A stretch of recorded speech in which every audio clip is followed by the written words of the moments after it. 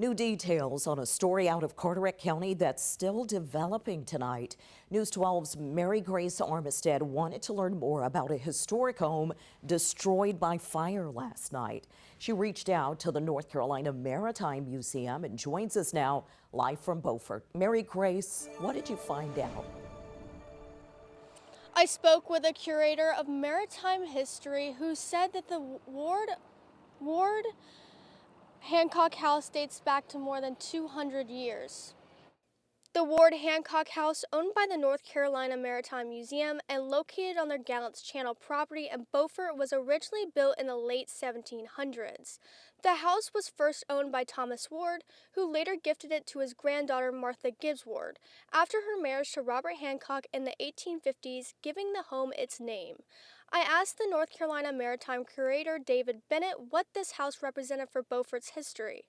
Just normal people in Beaufort would have lived in the late 18th century all the way up to the early 20th century. According to Bennett, the house was believed to have been built by a local carpenter, possibly John West, who also worked on the construction of Tryon Palace. Over the centuries, it was home to many families, some with direct and indirect ties to Beaufort's maritime heritage. So many different families who occupied that home, who raised children there. Some of them either had direct maritime links. In the 1900s, the house was moved to 105 3rd Street, where it remained until 2010. It was then relocated to Gallants Channel, where it ultimately burned. Bennett said the house stood through pivotal moments in history, including the Revolutionary War, the War of 1812, the Civil War, and both World Wars. Built by hand in the 18th century, I'd consider to be quite an accomplishment, given that they didn't have all the modern power tools that we have today.